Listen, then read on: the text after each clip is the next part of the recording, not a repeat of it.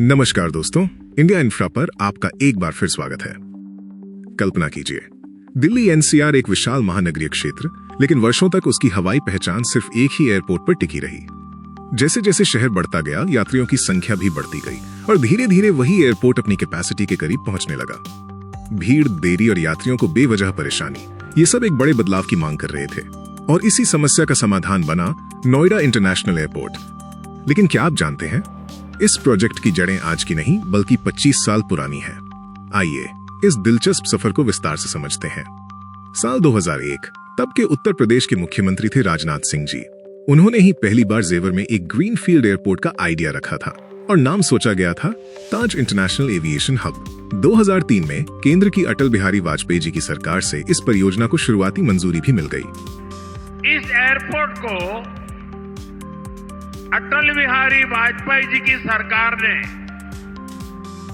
2003 में ही फाइल में मंजूरी दे दी थी। ऐसा लगने लगा कि दिल्ली एनसीआर को जल्द ही दूसरा एयरपोर्ट मिलने वाला है, लेकिन इतिहास कभी सीधी रेखा में नहीं चलता। 2003 में उत्तर प्रदेश की सत्ता बदली और मुलायम सिंह यादव जी मुख्यमंत्री बने। नई प्राथमिकताएं आईं और ये प्रोजेक्ट धीरे धीरे फाइलों में दब गया। साल 2007 से 2012 के बीच मायावती जी की सरकार ने इसे फिर से जीवित करने की कोशिश की, पर इस बार बाधा सिर्फ राज्य की नहीं थी। केंद्र की यूपीए सरकार की नीति ने रास्ता रोक दिया। नियम था कि दिल्ली एयरपोर्ट के 150 किलोमीटर के भीतर कोई नया एयरपोर्ट नहीं बनाया जा सकता। साथ ही प्राइवेट ऑपरेटर्स जैसे जीएमआर ग्रुप ने भी इस प्रोजेक्ट का खुलकर विरोध किया। नतीजा ये रहा कि राज्य सरकार से बार बार मंजूरी मिलने के बावजूद प्रोजेक्ट आगे नहीं बढ़ पाया। 2012 के बाद हालात इतने बदल गए कि इस प्रोजेक्ट को आगरा शिफ्ट करने तक की चर्चाएं होने लगीं। 9 मई 2012 को अखिलेश यादव सरकार ने इस योजना को आधिकारिक रूप से रद्द कर दिया और इसके बजाय आगरा या मथुरा में एयरपोर्ट बनाने का प्रस्ताव रखा।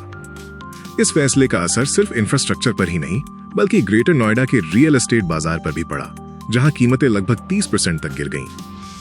फिर आया साल 2014। केंद्र में सत्ता परिवर्तन होते ही इस प्रोजेक्ट ने एक नई दिशा पकड़ ली।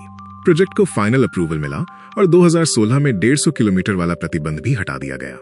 2017 में उत्तर प्रदेश में योगी जी की सरकार बनते ही इस प्रोजेक्ट को फास्ट ट्रैक पर डाल दिया गया और अंततः 2019 में ज्यूरिख एयरपोर्ट इंटरनेशनल द्वारा बिड जीतने के साथ ही जमीन अधिग्रहण और धरातल पर काम की शुरुआत भी हो गई।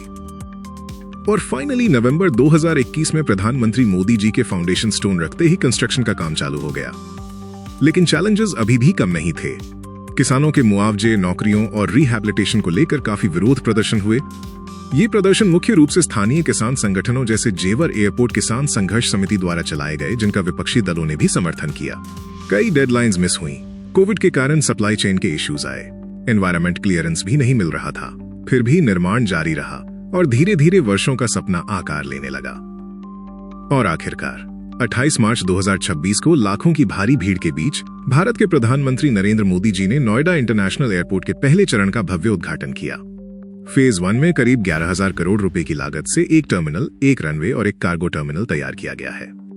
फिलहाल इसकी सालाना क्षमता लगभग 1 करोड़ यात्रियों की होगी, जो आने वाले समय में बढ़कर करीब 12 करोड़ यात्रियों तक पहुंच सकती है।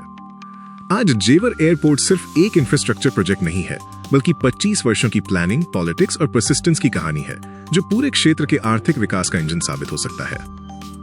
अब कमेंट सेक्शन में आप बताइए, क्या आपको लगता है कि ये एयरपोर्ट एनसीआर की कनेक्टिविटी और विकास को नई दिशा देगा?